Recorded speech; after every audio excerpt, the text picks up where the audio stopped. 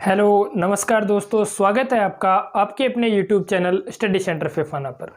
हम लोग पढ़ रहे थे इलेक्ट्रोस्टैटिक्स और इलेक्ट्रोस्टैटिक्स में हम लोग दूसरा चैप्टर जो है गाउस के नियम वाला वो चैप्टर हम लोग पढ़ रहे थे, गाउस के नियम एवं उसके अनुप्रयोग। ठीक है, तो गाउस का नियम हम लोगों ने पढ़ लिया और गाउस के नियम के दो अनुप्रयोग तक हम लोगों ने पिछले लेक्चर यानी पिछले वीडियो तक हम लोगों ने पढ़ लिए थे। ठीक है, तो आज अपने पास गाउस के नियम का तीसरा अनुप्रयोग है, वहां से हम लोग शुरुआत करेंगे। गाउस के नियम के 4 अनुप्रयोग और बचते हैं, तो चारों अनुप्रयोग जो है वो आज इस क्लास में हम लोग कंप्लीट करेंगे। ठीक है, तो अपना तीसरा अनुप्रयोग है गाउस के नियम का, वो है अपने पास समरूप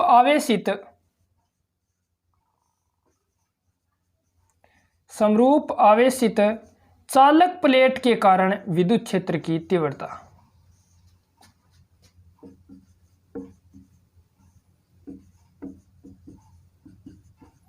चालक प्लेट के कारण विद्युत क्षेत्र की तीव्रता, ये तीसरा अनुप्रयोग है गाउस के नियम का। ठीक है, अपने सिलेबस में टोटल 6 अनुप्रयोग है। ठीक है, 2 अनुप्रयोग हम लोगों ने पिछले वीडियो में कर लिए और आज तीसरे अनुप्रयोग से लेकर अंत तक यानी टोटल 4 अनुप्रयोग जो है वो कंप्लीट करेंगे। तो तीसरा अनुप्रयोग चालक प्लेट के कारण विद्युत क्षेत्र की तीव्रता। तो सबसे पहले बात आती है अपने पास चालक। चालक क्या होगा, चालक किसे कहेंगे? तो सामान्य परिभाषा यदि देखी जाए चालक की, तो चालक वो होता है जिसमें से धारा प्रवाहित हो सके। ठीक है, भी हम लोग सामान्य परिभाषा ये देते हैं, भी ऐसी कोई वस्तु जिसमें से धारा प्रवाहित तो वो क्या होगी, चालक होगी। लेकिन उसमें से आवेश प्रवाहित होने का कारण क्या है? आवेश प्रवाहित होने का कारण, तो आवेश प्रवाहित होने का कारण क्या है? उसके पास मुक्त इलेक्ट्रॉन है। तो यदि कोई वस्तु जिसके पास मुक्त इलेक्ट्रॉन है या कोई वस्तु जिसके पास मुक्त इलेक्ट्रॉन पाए जाते हैं उसे हम लोग कहेंगे चालक।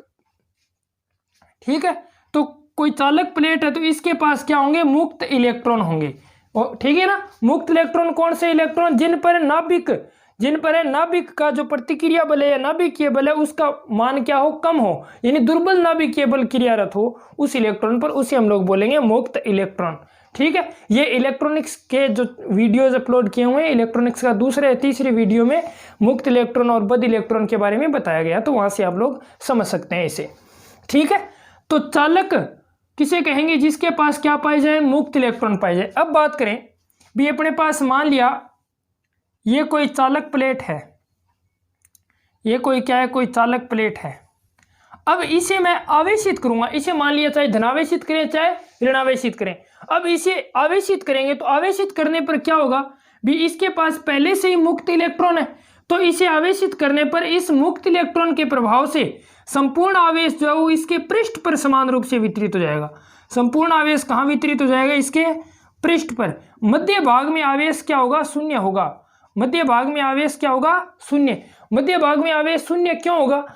यदि मैं एक बार मान लूं यहाँ पर इलेक्ट्रॉन है यानी मुक्त इलेक्ट्रॉन है, इसे मैं धनात्मक आवेशित करूंगा तो इलेक्ट्रॉन इस धनात्मक आवेश को क्या कर देगा, निष्क्रिय कर देगा।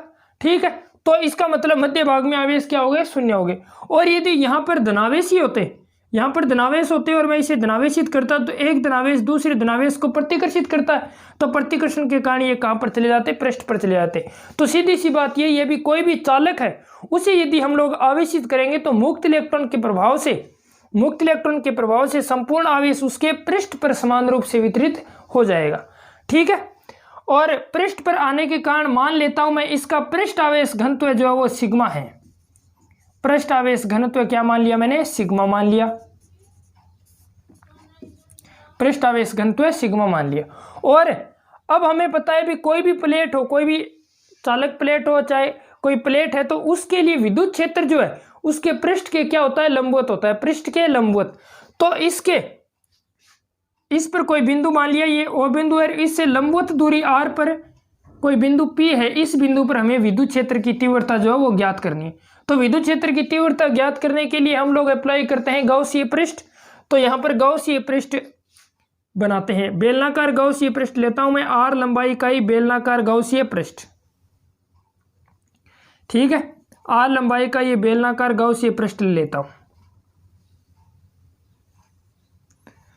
ठीक है ना, इसके क्षेत्रफल को 3 भागों में बांट देते हैं। ये S1 भाग, ये S2 भाग और ये वक्र पृष्ठीय भाग जो है इसे मैं बोल देता हूँ S3 है। विद्युत क्षेत्र इसके पृष्ठ के लंबवत होगा यानी E वेक्टर, और DS1 वेक्टर यानी इस क्षेत्रफल का सदिश जो है अनुप्रस्थ काट क्षेत्रफल सदिश DS1 वेक्टर दोनों एक ही दिशा में होंगे तो θ1 की वैल्यू क्या हो जाएगी, 0 डिग्री हो जाएगी। ठीक है, इस भाग में अब आवेश यहाँ पर शून्य है तो विद्युत क्षेत्र की तीव्रता भी क्या होगी, शून्य होगी, तो यहाँ पर विद्युत क्षेत्र ही शून्य है। और ये वक्र पृष्ठीय भाग जो है इसका क्षेत्रफल सदिश यानी DS3 वेक्टर जो है वो ऊपर की ओर है, तो ये विद्युत क्षेत्र के साथ θ3 यानी 90 डिग्री का कोण बना रहा है। ठीक है, तो ये अपना डायग्राम हो गया क्लियर। अब हम लोग जानते हैं यहां से विद्युत फ्लक्स की परिभाषा से, विद्युत फ्लक्स की परिभाषा से, विद्युत फ्लक्स की परिभाषा से अपने पास क्या है, phi E is equal to close integral E vector ds E D S cos theta लिख देता हूँ, ई डी एस है कोस थीटा। ठीक है, अब थीटा की वैल्यू जो है अलग अलग है और एक भाग यानी S2 के लिए ई की वैल्यू क्या है, शून्य है, तो इसी तीनों भागों के लिए अलग अलग लिखता हूँ मैं। तो अलग अलग लिखेंगे तो इस प्रकार phi E is equal to, इस भाग के लिए लिख रहा हूँ तो यहाँ θ1 की वैल्यू क्या है, 0 डिग्री, तो यह आ जाएगा अपने पास ई क्लोज इंटीग्रल ds बचा है, कोस 0 की वैल्यू क्या हो गई, 1 हो गई। ठीक है ना, प्लस इस भाग के लिए विद्युत क्षेत्र शून्य है तो फ्लक्स भी क्या होगा, शून्य होगा, प्लस इस भाग के लिए θ3 90 डिग्री यानी कोस 90 डिग्री की वैल्यू क्या होगी, शून्य, तो इस भाग के लिए फ्लक्स क्या हो जाएगा, शून्य हो जाएगा। तो अपने पास कुल फ्लक्स जो आया वो कितना आया है, कुल फ्लक्स फाई ई जो आया वो अपने पास है E close integral ds। Close integral ds इस वृत्तीय भाग के क्षेत्रफल को बता रहा है, इसे मैं मान लेता हूं s है। ये क्लोज इंटीग्रल ds बराबर मान लिया कितना, s। ठीक है ना, तो फाई ई कितना हो जाएगा अपने पास, ES हो जाएगा। इक्वेशन नंबर आ गई फर्स्ट। ठीक है, अब गाउस का नियम अप्लाई करते हैं, तो गाउस के नियम से अपने पास फ्लक्स आ जाएगा। गाउस के नियम से, गाउस के नियम से अपने पास क्या होगा, phi E is equal to आवेश कितना माना है, क्यू आवेश, तो q upon epsilon naught. Equation number 2, equation 1 व 2 से, समीकरण 1 व 2 से हम लोग क्या लिख सकते हैं, दोनों बराबर होंगे यानी E S is equal to है किसके, क्यू अपॉन एप्सिलॉन नॉट के। ठीक है, या फिर ई जो है वो किसके बराबर है, Q upon S epsilon naught के, Q upon S epsilon naught के बराबर है। और यहाँ पर देखिए क्यू अपॉन एस जो है, क्योंकि क्यू अपॉन एस जो है वो किसके बराबर है, सिग्मा के, यानी पृष्ठ आवेश घनत्व कितना माना है हमने, सिग्मा माना है, तो सिग्मा के बराबर है तो वैल्यू पुट कर देंगे तो यहाँ पर आ जाएगा E is equal to sigma upon epsilon naught. तो ये आ गई अपने पास चालक प्लेट के कारण विद्युत क्षेत्र की तीव्रता। इसे सदिश रूप में लिखूं तो E vector is equal to sigma upon epsilon naught n cap लिख देता हूं। ये चालक प्लेट के कारण है तो इसे ई चालक लिख देते हैं। ठीक है ना, ई चालक, ई चालक की वैल्यू ये आई है अपने पास सिग्मा अपॉन एप्सिलॉन नॉट। और लास्ट वीडियो में हमने देखा था अचालक प्लेट के लिए विद्युत क्षेत्र की तीव्रता कितनी थी, ई अचालक की वैल्यू क्या थी अपने पास, सिग्मा अपॉन 2 एप्सिलॉन नॉट थी, सिग्मा अपॉन 2 एप्सिलॉन नॉट। ठीक है, तो यहां से हम लोग क्या कह सकते हैं, ई चालक का मान जो है ई अचालक का 2 गुना है। ठीक है ना, तो यहां से मैं इन दोनों इक्वेशन से क्या कह सकता हूं, ई चालक जो है वो बराबर है 2 गुना ई अचालक के, यानी समान पृष्ठ आवेश घनत्व की, समान पृष्ठ आवेश घनत्व की चालक प्लेट की विद्युत क्षेत्र की तीव्रता, चालक प्लेट की विद्युत क्षेत्र की तीव्रता अचालक प्लेट की विद्युत क्षेत्र की तीव्रता की दुगुनी होती है। ठीक है, तो ये था अपने पास तीसरा अनुप्रयोग गाउस के नियम का। अब करते हैं चौथा अनुप्रयोग। नेक्स्ट चौथा अनुप्रयोग अपने पास समरूप आवेशित गोलीय कोश या खोखले गोले के कारण विद्युत क्षेत्र की तीव्रता। तो सबसे पहले यहां पर बात आती है भी खोखला गोला क्या होगा, खोखला गोला किसे कहेंगे, जैसे अपने पास फुटबॉल है, वॉलीबॉल है, तो ये खोखले गोले की तरह व्यवहार करते हैं। खोखले गोले का मतलब क्या हो गया भी अंदर का भाग तो खाली है और बाहर एक पृष्ठ है। ठीक है ना, तो केवल पृष्ठ है और अंदर क्या है, अंदर के भाग में वायु है, इस प्रकार की वस्तु को क्या बोलेंगे हम लोग? खोखला गोला बोलेंगे। जैसे फुटबॉल हो गई, वॉलीबॉल हो गई, बॉल हो गई, जो अपने पास क्रिकेट की बॉल होती है वो, ठीक है ना, प्लास्टिक वाली। तो इस प्रकार के खोखले गोले को हमने क्या किया? आवेशित किया है। तो मान लिया अपने पास ये कोई कैपिटल आर त्रिज्या का गोला है, ये कोई कैपिटल आर त्रिज्या का गोला है, इसका केंद्र क्या है? O है, और इसे क्यू आवेश द्वारा क्या कर दिया? आवेशित कर दिया, क्यू आवेश से आवेशित कर दिया, ठीक है। अब इसके केंद्र O से R दूरी पर, इसके केंद्र O से R दूरी पर कोई बिंदु P है, और इस बिंदु P पर हमें विद्युत क्षेत्र की तीव्रता की गणना करनी है, ठीक है ना। तो विद्युत क्षेत्र की तीव्रता की गणना करें तो ये R दूरी P, जो R दूरी पर बिंदु P है, तो इस R दूरी की भिन्न भिन्न स्थितियां समय, यानी बिंदु P भिन्न भिन्न स्थितियों में हो सकता है। कौन कौन सी स्थितियां हो सकती है? देखिए, पहले मैं ऐसे बोल दूं भी R जो है वो ग्रेटर देन हो किससे? कैपिटल R से। R ग्रेटर देन होगा इस कैपिटल R से, इसका मतलब ये बिंदु P जो है इस गोले के बाहर स्थित है, ठीक है। नंबर 2 क्या हो? R इक्वल टू R के, इसका मतलब ये बिंदु P कहां पर स्थित है? भी यहाँ पृष्ठ पर स्थित है, तभी बराबर होगा, ठीक है। और तीसरी स्थिति क्या हो सकती है? R जो है वो लेस देन है कैपिटल R, यानी स्मॉल r लेस देन है कैपिटल R से, तो फिर ये बिंदु P कहाँ हो जाएगा? अंदर हो जाएगा। तो ये 3 स्थितियां अपने पास हो सकती है ये। तो इन तीनों स्थितियों की बात हम लोग करेंगे, ठीक है ना। तो सबसे पहले स्थिति में लिखता हूं, जब बिंदु P गोले के बाहर स्थित हो, जब बिंदु P गोले के बाहर स्थित हो, यानी small r is greater than capital R। इस स्थिति में अपने पास क्या होगा? स्मॉल r ग्रेटर देन होगा कैपिटल R से। अब देखिए यहां पर भी, इसके लिए हमें गॉसिय पृष्ठ का चयन करना पड़ेगा। तो स्मॉल r त्रिज्या के ही गोलाकार गॉसिय पृष्ठ का चयन कर लेते हैं। ये गॉसिय पृष्ठ बना रहा हूं मैं, स्मॉल r त्रिज्या के ही गोलाकार गॉसिय पृष्ठ का चयन कर दिया। अब संपूर्ण आवेश जो इस गॉसिय पृष्ठ के अंदर है, और इसके लिए हमें निकालनी है विद्युत क्षेत्र की तीव्रता ds वेक्टर। तो विद्युत क्षेत्र की तीव्रता और ds वेक्टर जो है, यानी E वेक्टर और ds वेक्टर जो है वो दोनों एक ही दिशा में होंगे, तो इसके लिए थीटा की वैल्यू क्या होगी? 0 डिग्री होगी। थीटा की वैल्यू क्या होगी? 0 डिग्री होगी, ठीक है। तो यहां पर देखिए, सबसे पहले मैं फ्लक्स की परिभाषा से ज्ञात करूं, विद्युत फ्लक्स की परिभाषा से, विद्युत फ्लक्स की परिभाषा से, विद्युत फ्लक्स की परिभाषा से। तो फ्लक्स की परिभाषा से अपने पास क्या होगा? Phi E is equal to close integral E D S cos theta होगा, ठीक है। Phi E is equal to, E मैं बाहर लिख देता हूं, थीटा की वैल्यू क्या है? 0 डिग्री, तो ये आ गया क्लोज इंटीग्रल डी एस। और ये क्लोज इंटीग्रल डी एस जो है वो क्या बता रहा है अपने पास? इसका ये जो पृष्ठीय क्षेत्रफल है इसको बता रहा है। तो संपूर्ण पृष्ठीय क्षेत्रफल क्या होगा? 4 पाई आर स्क्वायर होगा, ठीक है। गॉसिय पृष्ठ का संपूर्ण पृष्ठीय क्षेत्रफल क्या हो जाएगा? 4 पाई आर स्क्वायर। तो अपने पास क्या आ जाएगा फिर यहां से? Phi E is equal to E into 4 pi R square आ जाएगा, E into 4 pi R square आ गया, ठीक है। ये इक्वेशन नंबर फर्स्ट हो गई अपने पास। फिर गॉस के नियम से, गॉस के नियम से फ्लक्स निकालेंगे तो क्या होगा?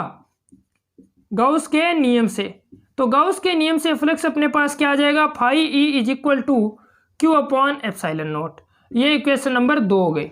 इक्वेशन 1 और 2 को इक्वल पुट कर देते हैं, तो अपने पास E into 4 pi R square is equal to किसके आ जाएगा? क्यू अपॉन एप्सिलॉन नॉट के, ठीक है। या फिर ई किसके बराबर होगा? 1 अपॉन 4 पाई एप्सिलॉन नॉट, ये 4 पाई एप्सिलॉन नॉट, और Q upon A R square आ जाएगा। इसे क्या लिख सकते हैं? K Q upon A R square, ठीक है। तो अपने पास ई आउट की वैल्यू आ गई है। ई आउट यानी जब बिंदु P बाहर स्थित है, तो ई आउट की वैल्यू क्या आ गई? के Q upon A R square होगी। और यहां से क्या लिख सकता हूं मैं? ई आउट जो है वो एंटी प्रोपोर्शनल है किसके? आर स्क्वायर के, यानी दूरी के वर्ग के व्युत्क्रमानुपाती है बिंदु P पर विद्युत क्षेत्र की तीव्रता इस स्थिति में, यानी जब बिंदु P गोले के बाहर स्थित है, ठीक है। स्थिति नंबर 2 की बात करते हैं, जब R बराबर हो किसके? R के, यानी जब बिंदु P गोले के या गोलीय कोश के पृष्ठ पर स्थित हो। तो R बराबर R है, तो इस इक्वेशन में ये जो अपने पास इक्वेशन आई है, इस इक्वेशन में वैल्यू पुट कर दूंगा। इसे मैं मान लेता हूं equation number A, capital A लिख देता हूं मैं, ठीक है ना। तो समीकरण कैपिटल ए से, कैपिटल ए से अपने पास क्या होगा? ई सरफेस आ जाएगा, पृष्ठ पर आ गया तो ई सरफेस किसके बराबर आ जाएगा, के क्यू अपॉन स्मॉल आर की जगह क्या लिख देंगे, कैपिटल आर, तो K Q upon capital are square आ जाएगा। ये इक्वेशन नंबर आ गई बी। ठीक है, अब बात करें जब बिंदु पी अंदर स्थित है गोले के, तीसरी स्थिति जब बिंदु पी कहाँ स्थित है, अंदर है, तो इसका मतलब small r is less than है किसके, कैपिटल आर के। ठीक है ना, तो इस स्थिति में देखिए यहाँ पर अपने पास क्या है, भी अंदर है तो अंदर कोई आवेश ही नहीं है, भी आवेश तो सारे क्या है इसके पृष्ठ पर है, तो अंदर का भाग तो गोलीय कोश के लिए खाली होता है, तो अंदर आवेश ही नहीं है तो विद्युत क्षेत्र कैसे उत्पन्न होगा, तो अंदर स्थित बिंदु पर विद्युत क्षेत्र की तीव्रता क्या हो जाएगी, शून्य हो जाएगी। यानी यहां से देखें तो फ्लक्स फाई ई की वैल्यू क्या होगी, शून्य होगी, और फ्लक्स की वैल्यू शून्य है तो विद्युत क्षेत्र क्या होगा, शून्य होगा। ठीक है ना, क्योंकि आवेश ही नहीं है तो फिर फ्लक्स क्या होगा, शून्य होगा। गाउस के नियम के अनुसार phi E q upon epsilon naught, तो क्यू की वैल्यू क्या हो जाएगी, शून्य, क्यू की वैल्यू शून्य होने पर फाई ई की वैल्यू क्या हो जाएगी, शून्य, और यदि फ्लक्स शून्य है तो विद्युत क्षेत्र अपने आप क्या हो जाएगा, शून्य हो जाएगा। तो ये स्थिति आ गई, ये समीकरण आ गई कैपिटल सी। तो तीनों स्थितियों के लिए विद्युत क्षेत्र की तीव्रता हम लोग ज्ञात कर चुके हैं। ई आउट की वैल्यू के Q upon r square, E surface की वैल्यू के Q upon capital are square, और ई इन की वैल्यू यानी अंदर स्थित बिंदु पर विद्युत क्षेत्र की तीव्रता क्या होगी, शून्य होगी। अब इसके लिए आरेख बनाते हैं हम लोग, यानी विद्युत क्षेत्र की तीव्रता जो है वो दूरी पर किस प्रकार से निर्भर करती है, दूरी आर पर।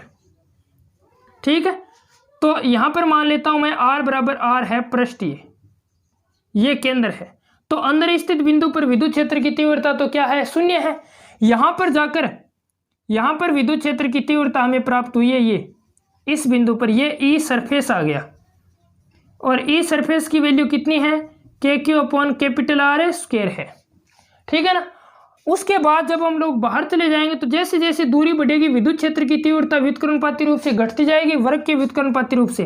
तो ये देखिए यहाँ पर विद्युत क्षेत्र की तीव्रता घटती जा रही, तो ये अपने पास आ जाएगा आरेख। ठीक है ना, तो ये था अपने पास चौथा अनुप्रयोग, समरूप आवेशित गोलीय कोश या खोखले गोले के कारण विद्युत क्षेत्र की तीव्रता। ठीक है, इसके साथ ही पांचवा अनुप्रयोग क्या है अपने पास, समरूप आवेशित चालक गोले के कारण विद्युत क्षेत्र की तीव्रता, चालक गोले के कारण विद्युत क्षेत्र की तीव्रता। अब अपने पास क्या है, कोई चालक गोला है। ठीक है, यहां पर बना लेता हूं, ये मेरे पास कोई चालक गोला है, चालक है इसका मतलब इसके पास क्या है, मुक्त इलेक्ट्रॉन है, इसके पास क्या है, मुक्त इलेक्ट्रॉन है। ठीक है ना, तो मुक्त इलेक्ट्रॉन के प्रभाव से अब यदि हम इसे आवेशित करेंगे तो इस मुक्त इलेक्ट्रॉन के प्रभाव से संपूर्ण आवेश कहाँ आ जाएगा, इसके पृष्ठ पर आ जाएगा, संपूर्ण आवेश कहाँ आ जाएगा, पृष्ठ पर आ जाएगा, और मध्य भाग में आवेश क्या होगा, शून्य, मध्य भाग में आवेश क्या हो जाएगा, शून्य हो जाएगा। यानी संपूर्ण आवेश इसके पृष्ठ पर समान रूप से वितरित हो जाएगा और मध्य भाग में आवेश क्या हो जाएगा, शून्य हो जाएगा। अब मध्य भाग में आवेश शून्य और सारा आवेश पृष्ठ पर है, तो ये चालक गोला इस खोखले गोले के जैसा ही हो गया। चालक गोला किसके समान हो गया, इस खोखले गोले के समान ही हो गया, यानी आवेश सारा पृष्ठ पर और मध्य भाग में आवेश क्या है, शून्य है। तो ये चालक गोला किसकी भांति व्यवहार करेगा, इस खोखले गोले की भांति व्यवहार करेगा, और खोखले गोले की भांति व्यवहार करेगा तो विद्युत क्षेत्र की तीव्रता के भी मान वही होंगे जो इस खोखले गोले के कारण आए, यानी ई आउट का मान के Q upon small are square, E surface का मान के Q upon capital are square, और ई इन का मान 0 हो जाएगा। ठीक है ना, ई आउट यानी बाहर स्थित बिंदु पर, ई सरफेस यानी पृष्ठ पर, और ई इन यानी अंदर स्थित बिंदु पर विद्युत क्षेत्र की तीव्रताएं जो खोखले गोले के कारण प्राप्त होती हैं वही मान किसके कारण प्राप्त होंगे, इस चालक गोले के कारण प्राप्त होंगे। ठीक है, तो पूरा का पूरा डेरिवेशन जो है वो सेम डिट्टो यही रहेगा, इसके लिए भी, चालक गोले के लिए भी। ठीक है ना, समझ गए। तो ये था अपना पांचवा अनुप्रयोग। अब लास्ट बचता है एक समरूप आवेशित अचालक ठोस अचालक गोले के कारण विद्युत क्षेत्र की तीव्रता। लास्ट अनुप्रयोग आता है अपने पास गाउस के नियम का, समरूप आवेशित ठोस अचालक गोले के कारण विद्युत क्षेत्र की तीव्रता। समरूप आवेशित ठोस अचालक गोला है, ठीक है ना, अचालक गोले के कारण विद्युत क्षेत्र की तीव्रता हमें ज्ञात करनी। तो अब किसी अचालक गोले को यदि हम आवेशित करेंगे, किसी अचालक गोले को क्या करें, जैसे मान लिया अपने पास ये कोई अचालक गोला है, इसकी त्रिज्या मान लेता हूं मैं कैपिटल आर है। ठीक है, इसे मैं आवेशित करूंगा तो ये आवेश जो है, संपूर्ण आवेश इसके पूरे आयतन में समान रूप से वितरित हो जाएगा, इसके आयतन में समान रूप से वितरित हो जाएगा। ठीक है ना, तो सारा आवेश जो है इसके आयतन में आ जाएगा। तो अपने पास क्या होगा, आयतन आवेश घनत्व होगा, आयतन आवेश घनत्व।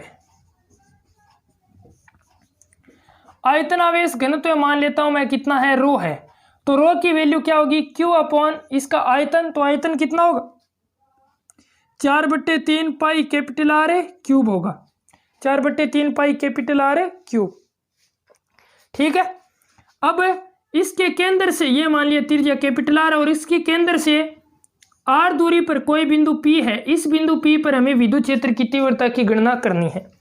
तो विद्युत क्षेत्र की तीव्रता की गणना करें तो हमने क्या बोल दिया अभी, एक गोलाकार गौसीय पृष्ठ की कल्पना कर ली है ये। अब इस बिंदु P की भिन्न भिन्न स्थितियां संभव होगी। तो पहली स्थिति की बात करें, जब बिंदु P गोले के बाहर स्थित हो, जब बिंदु P गोले के बाहर स्थित हो, यानी स्मॉल r जो है वो ग्रेटर देन होगा किससे, कैपिटल R से, स्मॉल r ग्रेटर देन होगा कैपिटल R से। ठीक है, तो फिर इस स्थिति में विद्युत क्षेत्र की तीव्रता जो पृष्ठ के, ठीक है, और संपूर्ण पृष्ठीय क्षेत्रफल की दिशा में होगी, तो थीटा की वैल्यू क्या हो जाएगी, 0 डिग्री हो जाएगी। तो यहां पर मैं लिखता हूं फ्लक्स की परिभाषा से, फ्लक्स की परिभाषा से, तो फ्लक्स की परिभाषा से अपने पास क्या होगा, phi E is equal to, E बाहर लेता हूं मैं, क्लोज इंटीग्रल ds कोस 0 की वैल्यू 1 होती है, तो यही आ जाएगा। क्लोज इंटीग्रल ds जो है वो क्या है, क्लोज इंटीग्रल ds इसका पृष्ठीय क्षेत्रफल यानी पाई आर स्क्वायर, गौसीय पृष्ठ का पृष्ठीय क्षेत्रफल यानी पाई आर स्क्वायर। तो फाई ई अपने पास कितना आ जाएगा, E into 4 pi R square आ जाएगा, E into 4 pi R square. Equation number first हो गई। ठीक है, अब क्या करेंगे, यहां से गाउस का नियम अप्लाई करेंगे। तो गाउस के नियम से अपने पास क्या होगा, गाउस के नियम से, गाउस के नियम से फाई ई जो है वो किसके बराबर होगा, Q अपॉन एप्सिलॉन नॉट के बराबर होगा। और Q की वैल्यू यहां से पुट करेंगे तो क्या होगा, Q की वैल्यू पुट करेंगे तो rho into 4 pi are cube और बटे 3 और ये एप्सिलॉन नॉट आ जाएगा। ठीक है, ये इक्वेशन नंबर क्या हो जाएगी अपने पास है, 2 हो जाएगी। तो इक्वेशन और 1 और 2 को इक्वल कर देते हैं, इक्वेशन 1 और 2 को इक्वल कर देते हैं। ठीक है, तो समीकरण 1 व 2 से यहां पर लिख देता हूं मैं, इसे मैं मिटा देता हूं थोड़ा, समीकरण 1 व 2 से, तो समीकरण 1 व 2 से अपने पास क्या आ जाएगा, समीकरण 1 व 2 से अपने पास क्या होगा, 1 व 2 से आ जाएगा E into 4 pi r square is equal to rho 4 pi capital R cube upon 3 epsilon naught. 4 pi से 4 पाई मैं कैंसिल आउट कर देता हूं, तो E की वैल्यू क्या आ जाएगी अपने पास, रो कैपिटल R क्यूब बटे 3 एप्सिलॉन नॉट, ये स्मॉल r स्क्वायर। तो ये आ जाएगी विद्युत क्षेत्र की तीव्रता जब बिंदु P गोले के बाहर स्थित हो, गोले के बाहर स्थित हो, तो इसे लिख देंगे E आउट। ठीक है, E आउट की वैल्यू आ गई। और E आउट जो है ये इक्वेशन कैपिटल A और कैपिटल A से क्या कह सकता हूँ, E आउट जो है वो आर स्क्वायर के क्या है, व्युत्क्रमानुपाती है, यानी दूरी के। तो E आउट जो है वो एंटी प्रोपोर्शनल है किसके, आर स्क्वायर के। ठीक है, हो गई बात क्लियर, कोई समस्या नहीं। अब स्थिति 2 की बात करते हैं। दूसरी स्थिति क्या है अपनी, जब बिंदु P गोले के पृष्ठ पर स्थित हो, जब बिंदु P गोले के पृष्ठ पर स्थित हो, तो बिंदु P जब गोले के पृष्ठ पर स्थित होगा तो स्मॉल r जो है वो इक्वल होगा किसके, कैपिटल R के। यानी गोले की त्रिज्या जो है, गोले की त्रिज्या जो है वो दूरी r स्मॉल r की क्या होगी, इक्वल होगी। ठीक है ना, तो फिर यहाँ पर समीकरण A से, समीकरण A में क्या लिख देंगे हमें, स्मॉल r की जगह कैपिटल R लिख देंगे। तो स्मॉल r की जगह यहाँ पर देखिए, इस स्मॉल r की जगह मैं कैपिटल R लिख दूंगा, तो E सरफेस की वैल्यू क्या आ जाएगी मेरे पास, rho capital R cube upon 3 epsilon naught और कैपिटल R स्क्वायर। तो यहाँ से कैंसिल आउट कर दूंगा तो आ जाएगी रो R अपॉन 3 एप्सिलॉन नॉट। ये आ गई इक्वेशन नंबर है B। ठीक है, ये 2 समीकरण आ गए अपने पास, जब बिंदु P गोले के बाहर स्थित है और जब बिंदु P गोले के पृष्ठ पर स्थित है। ठीक है ना, अब बात करते हैं जब बिंदु P गोले के अंदर स्थित हो। तो तीसरी कंडीशन की हम लोग बात करते हैं, जब बिंदु P गोले के अंदर स्थित हो। तो इस अवस्था में देखिए अपने पास क्या होगा, जब बिंदु P गोले के अंदर स्थित हो। ठीक है, इन्हें मैं एक जगह लिख लेता हूं, पहले ई आउट लिख देता हूं यहां पर। ई आउट की वैल्यू क्या है अपने पास, rho capital R cube upon 3 epsilon naught small are square, और ई सरफेस की वैल्यू आई अपने पास rho capital R upon 3 epsilon naught. ये इक्वेशन नंबर अपने पास कैपिटल बी है। ठीक है, अब देखिए जब बिंदु पी गोले के अंदर स्थित होगा तो कंडीशन क्या होगी। ठीक है, तीसरी स्थिति, इस स्थिति में अपने पास स्मॉल आर जो है वो लेस देन होगा किससे, कैपिटल आर से। स्मॉल आर लेस देन होगा कैपिटल आर से। तो यहां पर देखिए, यह मान लिया मेरे पास कोई गोला है और इसे आवेशित किया हुआ है। संपूर्ण आवेश जो है इसके सारे आयतन में समान रूप से वितरित है। इसकी त्रिज्या कैपिटल आर है और बिंदु पी यहां पर स्थित है। मान लिया ये बिंदु पी है, तो एक गोलाकार गाउसीय पृष्ठ लेंगे, तो इस गोलाकार गाउसीय पृष्ठ में ये पूरा आवेश क्यों नहीं आएगा, तो इसमें मान लिया अपने पास कितने आवेश आ रहे हैं, क्यू डैश आवेश आ रहे हैं, क्यू डैश। ठीक है ना, तो जो अपने पास गाउसीय पृष्ठ बनेगा ये अंदर वाला गाउसीय पृष्ठ, इस गाउसीय पृष्ठ में केवल क्यू डैश आवेश आ रहे हैं, क्यू डैश, और इसकी त्रिज्या क्या है, छोटे गोले की स्मॉल आर है। तो फिर यहां पर देखिए इस गोले की त्रिज्या रो है, सॉरी स्मॉल आर है, तो इसका अब आयतन आवेश घन तो वो तो समान ही रहेगा। तो फिर अपने पास रो की वैल्यू क्या आ जाएगी, यहां से इस गोले की, छोटे वाले गोले के हिसाब से देखें तो रो की वैल्यू होगी q dash upon 4/3 pi small r की क्यूब, और रो की वैल्यू है ये। ठीक है ना, तो अपने पास क्या होगा, q upon 4/3 pi capital r की क्यूब इज इक्वल है किसके, q dash upon 4/3 pi small r की क्यूब। तो 4/3 पाई से 4/3 पाई काट देते हैं, तो क्यू डैश की वैल्यू क्या आ जाएगी अपने पास, Q into small R cube बटे कैपिटल आर है क्यूब। ये क्यू डैश की वैल्यू आ गई, कोई समस्या नहीं। अब ज्ञात करते हैं विद्युत क्षेत्र की तीव्रता। तो इस बिंदु पर विद्युत क्षेत्र की तीव्रता पहले फ्लक्स की परिभाषा से लिखूंगा मैं, विद्युत फ्लक्स की परिभाषा से। तो विद्युत फ्लक्स की परिभाषा से अपने पास क्या होगा, फाई ई जो है वो बराबर आएगा किसके भी, ई क्लोज इंटीग्रल डीएस के। ठीक है, क्लोज इंटीग्रल डीएस क्या है, इसका क्षेत्रफल। तो फाई ई की वैल्यू क्या आ जाएगी मेरे पास, E into 4 pi small are square. Equation number first हो गई। ठीक है ना, फिर गाउस का नियम अप्लाई करेंगे, गाउस के नियम से। तो गाउस के नियम से मेरे पास क्या आ जाएगा, phi E is equal to, अब गाउसीय पृष्ठ में परिबद्ध आवेश कितने, क्यू डैश, तो Q dash upon epsilon naught, और क्यू डैश की वैल्यू ये रही। तो अपने पास क्या आ जाएगा, Q capital R cube, sorry small R cube upon epsilon naught capital R cube आ जाएगा। ये इक्वेशन नंबर 2 हो गई। इक्वेशन 1 और 2 को इक्वल पुट कर देंगे, तो E into 4 pi R square is equal to क्या आ जाएगा अपने पास, Q small R cube upon epsilon naught capital R cube आ जाएगा। ठीक है, तो यहाँ से देखिए मैं आर स्क्वायर यहाँ से कैंसिल आउट कर दूंगा, तो ई की वैल्यू क्या आ जाएगी मेरे पास, Q upon 4 pi epsilon naught capital R cube और ये स्मॉल आर, यानी K Q upon R cube और इंटू आर आ जाएगी। तो इस इक्वेशन से मैं क्या लिख सकता हूँ, इस इक्वेशन से लिख सकता हूँ ई इन जो है वो समानुपाती है किसके, स्मॉल है आर के। ठीक है, ये अपने पास इक्वेशन नंबर सी है। ठीक है, तो ये आ गई अपने पास अंदर स्थित बिंदु पर विद्युत क्षेत्र की तीव्रता। अब चौथी कंडीशन इसमें अप्लाई होती है। चौथी कंडीशन क्या, जब बिंदु पी कहाँ स्थित हो, केंद्र पर स्थित हो। तो बिंदु पी केंद्र पर स्थित होगा तो स्मॉल आर की वैल्यू क्या हो जाएगी, 0 हो जाएगी। जब बिंदु पी केंद्र पर स्थित होगा तो नंबर 4 कंडीशन, जब बिंदु पी केंद्र पर हो, केंद्र पर होगा तो फिर स्मॉल आर की वैल्यू क्या हो जाएगी, 0 हो जाएगी। और स्मॉल आर की वैल्यू 0 होगी तो इस इक्वेशन में देखिए, इक्वेशन नंबर सी में 0 पुट कर देंगे आर की जगह, तो ई सेंटर की वैल्यू क्या हो जाएगी, 0 हो जाएगी। ई सेंटर की वैल्यू क्या हो जाएगी, 0 हो जाएगी। ये आ गई इक्वेशन नंबर डी। ठीक है, तो समरूप आवेशित ठोस अचालक गोले के कारण विद्युत क्षेत्र की तीव्रताएं ई आउट की बात करें, यदि जब बिंदु पी बाहर स्थित है तो कितनी होगी विद्युत क्षेत्र की तीव्रता, rho capital R cube upon 3 epsilon naught small are square होगी। सरफेस पर rho capital R upon 3 epsilon naught होगी, और जब बिंदु P अंदर स्थित होगा तो के cube small r upon capital R cube होगी, और जब बिंदु P सेंटर पर स्थित होगा तो 0 हो जाएगी। ठीक है ना। तो ये 4 अवस्था में विद्युत क्षेत्र की तीव्रता हमें प्राप्त हो गई है गाउस के नियम से, जब किसके कारण, ठोस अचालक गोले के कारण। अब इसका ग्राफ बनाते हैं, यानी दूरी पर निर्भरता आरेख दर्शाएं।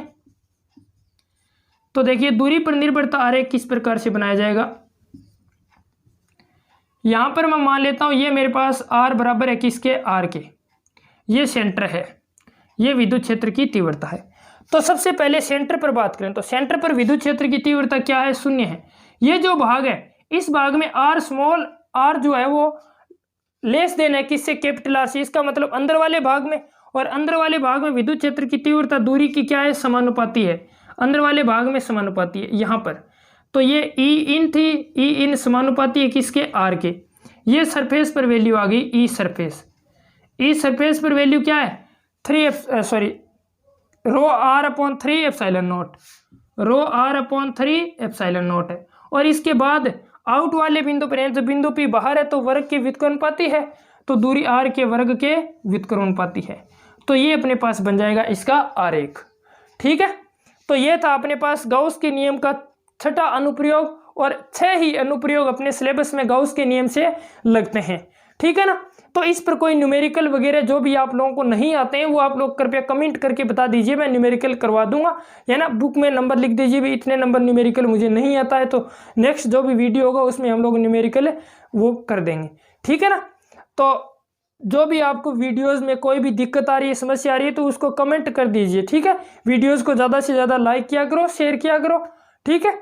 धन्यवाद। जय हिंद, जय भारत। इसी तरीके से हम लोग अपना सिलेबस जो है वो आगे बढ़ाते जाएंगे। अब नोटिफिकेशन आ ही गया है गवर्नमेंट का भी, 31 जुलाई तक कोई भी स्कूल जो है, स्कूल या कोचिंग इंस्टीट्यूट है वो नहीं खुलेंगे, तो तब तक मैं कोशिश करवाऊँ कि लगभग आधा सिलेबस जो है वो आप लोगों को करवा दूँ।